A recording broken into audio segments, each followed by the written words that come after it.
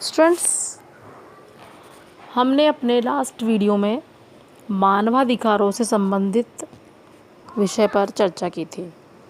मानवाधिकार किसे कहते हैं, मौलिक अधिकार क्या होते हैं, मानवाधिकार हमारे लिए क्यों ज़रूरी है। उसी क्रम में आगे बढ़ते हुए आज हम भारतीय संविधान में जो हमें मौलिक अधिकार दिए हुए हैं उनके बारे में विस्तार से अध्ययन करेंगे। भारतीय संविधान के भाग 3 के अनुच्छेद 12 से 30 और 32 से 35 मौलिक अधिकारों से संबंधित है। अनुच्छेद 12 में मौलिक अधिकारों के बारे में बताया गया है। अनुच्छेद 13 के अनुसार राज्य कोई ऐसा कानून नहीं बनाएगा जिससे मौलिक अधिकारों का हनन होता हो। यदि कोई कानून इनके विपरीत या इनके विरुद्ध बनाया जाता है तो वह अवैध माना जाएगा। अनुच्छेद 13 के आधार पर न्यायपालिका को उन सभी कानूनों तथा आदेशों को अवैध घोषित करने का अधिकार प्राप्त होता है जो मौलिक अधिकारों के विरोध में है। प्रारंभ में भारतीय संविधान में 7 मौलिक अधिकार हमें दिए गए थे, परंतु संविधान संशोधन के द्वारा संपत्ति के मूल अधिकार को मौलिक अधिकारों की श्रेणी से निकाल दिया गया और अब यह अधिकार मात्र कानूनी अधिकार है।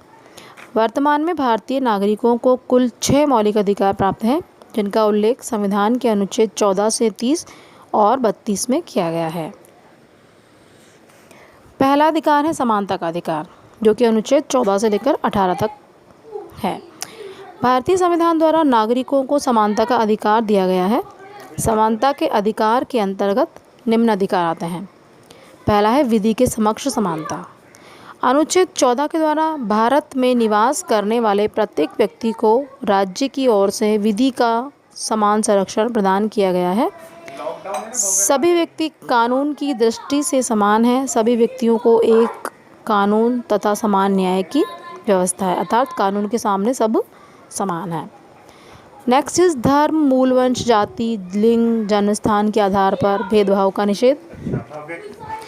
अनुच्छेद 15 में यह लिखा हुआ है कि राज्य, जाति, वंश, धर्म, लिंग और जन्मस्थान के आधार पर किसी भी व्यक्ति के साथ कोई प्रकार का भेदभाव नहीं किया जाएगा। राज्य के द्वारा प्रत्येक नागरिक को यह अधिकार दिया गया है कि वह दुकानों, सार्वजनिक जगह, कुओं, तालाबों, नदी, घाटों, सड़कों, पार्कों ऐसे सार्वजनिक स्थानों का प्रयोग कर सकता है। इसमें किसी भी प्रकार का भेदभाव नहीं होगा। नेक्स्ट इज राज्य के अधीन नौकरियों का समान अवसर या लोक नियोजन के विषय में अवसर की समानता।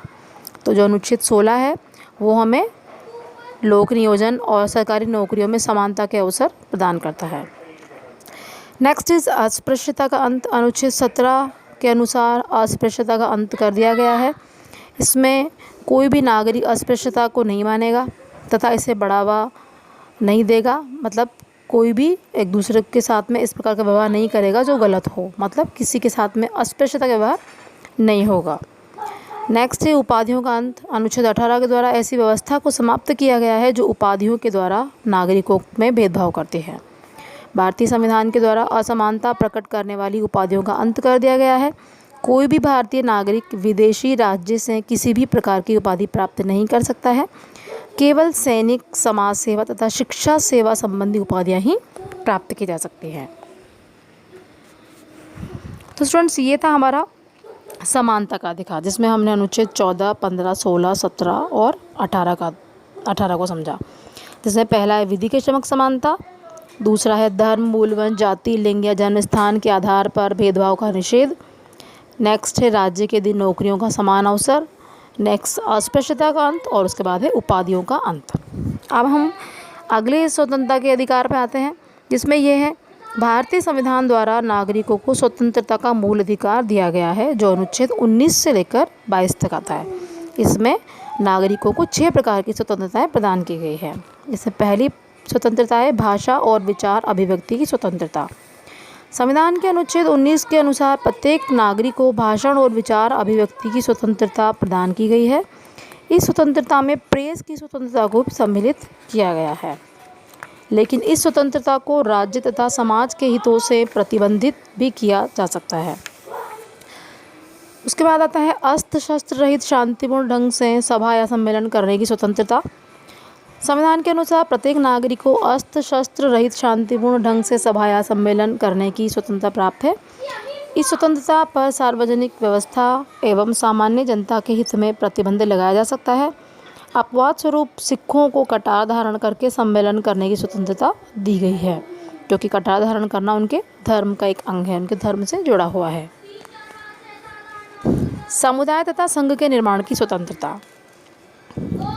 संविधान के अनुसार प्रत्येक नागरिक को समुदाय तथा संघ के निर्माण की स्वतंत्रता दी गई है।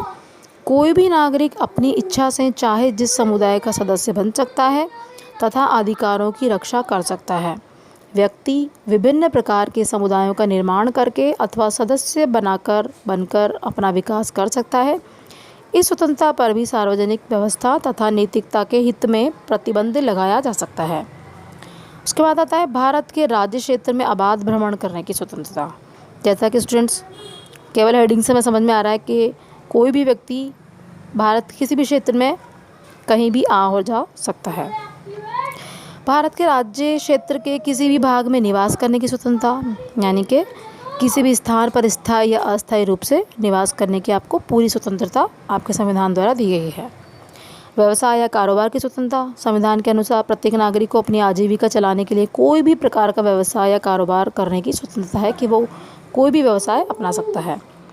अपराध की दोष सिद्धि के संबंध में संरक्षण। अनुच्छेद 20 द्वारा प्रत्येक व्यक्ति को चाहे नागरिक हो या न हो यह अधिकार दिया गया है कि उसे तब तक दंड नहीं दिया जा सकता जब तक उसके द्वारा किसी कानून का उल्लंघन न किया गया हो जो अपराध के समय लागू हो। इसके अलावा किसी व्यक्ति को एक ही अपराध के लिए एक बार से अधिक दंड नहीं दिया जाएगा तथा किसी अपराध के लिए अभियुक्त को स्वयं अपने विरुद्ध गवाही देने के लिए बाध्य नहीं किया जा सकता। उसके बाद आता है प्राण और दैहिक स्वतंत्रता के संरक्षण का अधिकार, जो हमारा अनुच्छेद 21 है। अनुच्छेद 21 में प्राण और दैहिक स्वतंत्रता के संरक्षण के संबंध में भी ये कहा गया है कि किसी व्यक्ति को उसके प्राण या दैहिक स्वतंत्रता से विधि के द्वारा स्थापित प्रक्रिया के अनुसार ही वंचित किया जाएगा, अन्यथा नहीं। यह स्वतंत्रता सभी व्यक्तियों को प्रदान की गई है, चाहे वह नागरिक हो या नहीं हो। उसके बाद आता है बंदीकरण की स्थिति में संरक्षण। अनुच्छेद 22 के द्वारा नागरिकों तथा गैर नागरिकों को बंदीकरण की स्थिति में संरक्षण प्रदान किया गया है। इस अनुच्छेद के अनुसार जो व्यक्ति गिरफ्तार किया जाता है उसे तुरंत उसकी गिरफ्तारी के कारणों से अवगत कराया जाए। जो व्यक्ति गिरफ्तार किया जाता है उसे अपनी इच्छानुसार अधिवक्ता से विचार विमर्श करने तथा अपनी प्रतिरक्षा करने का अधिकार तथा जो व्यक्ति गिरफ्तार किया जाता है उसे उसकी गिरफ्तारी के 24 घंटे के अंतर्गत निकटतम मजिस्ट्रेट के समक्ष पेश किया जाना चाहिए। इस 24 घंटे के अंतर्गत वह समय सम्मिलित नहीं है जो गिरफ्तार व्यक्ति को मजिस्ट्रेट के समक्ष ले जाने में रास्ते में लगता है, लेकिन उक्त अधिकार उन व्यक्तियों को प्राप्त नहीं है जो शत्रु देश के नागरिक हैं।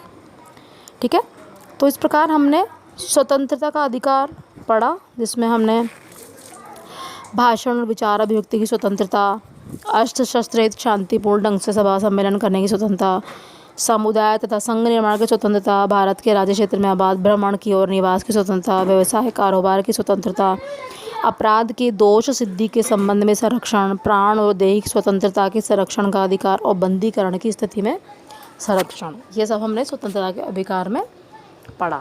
स्टूडेंट्स, अब इसी क्रम में हमारा जो नेक्स्ट हमें स्वतंत्रता का अधिकार है वो आता है, वो है शोषण के विरुद्ध अधिकार। इसमें देश के समस्त व्यक्तियों को सामाजिक, आर्थिक, राजनीतिक तथा धार्मिक क्षेत्र में उचित स्थान दिलाने तथा न्याय प्रदान करने के उद्देश्य से संविधान के अनुच्छेद 23 एवं 24 में शोषण के विरुद्ध अधिकार दिया गया है। अनुच्छेद 23 में यह है कि व्यक्तियों के क्रय विक्रय का पूर्ण रूप से अंत कर दिया गया है, अर्थात बिना मजदूरी दिए कार्य करवाना ये पूरी तरह से निषेध है। अनुच्छेद 24 के अनुसार 14 वर्ष तक के आयु वाले बालकों को किसी कारखाने या खान में नौकर नहीं रखा जा सकता है।